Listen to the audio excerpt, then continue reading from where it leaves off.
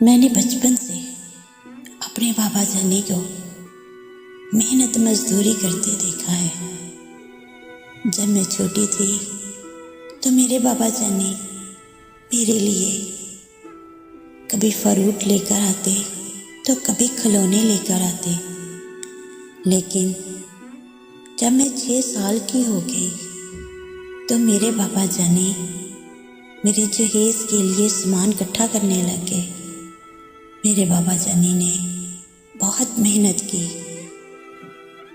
एक वक्त का खाना छोड़ दिया और मेरे लिए जहेज इकट्ठा करना शुरू कर दिया। मेरे बाबा जानी दोपहर को खाना नहीं खाते थे, बहुत मेहनत करते थे, क्योंकि अगर वो दोपहर को खाना खाते तो बाहर से खाना बहुत महंगा पड़ता।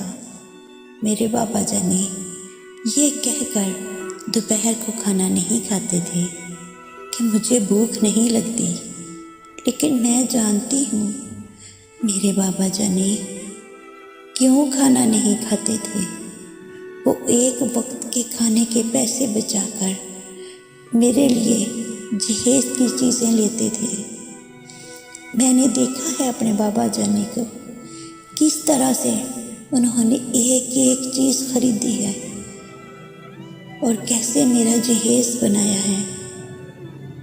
काश ये तलाक देते हुए लोग समझ सकते कि एक बाप किस तरह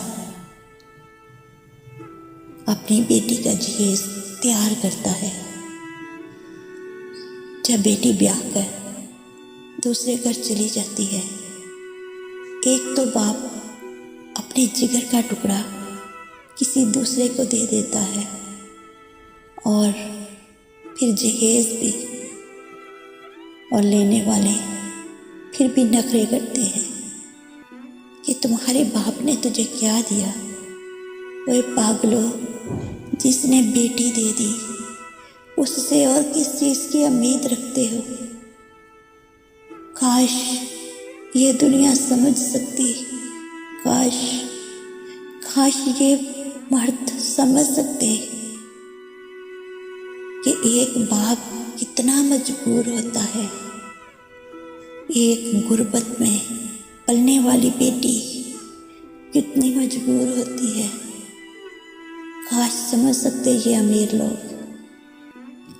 लोग गरीब की बेटी इसलिए ब्याह कर ले जाते हैं कि फरमाबरदार रहेगी, और गरीब की बेटी इसलिए हर जुल्म सह जाती है कि वो अपने बाप की इज्जत का मान रखती है। ये नहीं कि उसे बोलना नहीं आता, उसे अपने हक के लिए आवाज़ नहीं उठानी आती, उसे सब आता है, लेकिन बस वो अपने माँ बाप की इज्जत का भरम रखती है, क्योंकि उसने देखा होता है उसके बाप ने उसके जहेज के लिए किस तरह एक एक चीज़ खरीदी है, किस तरह मेहनत की है, उसको सब पता होता है। काश तुम लोग ये समझ सको, क्योंकि कल तुम भी बेटी के बाप बनोगे। कल इस बाप की जगह तुम भी हो सकते हो बहुत मजबूर, क्योंकि हालात और वक्त बदलते देर नहीं लगती।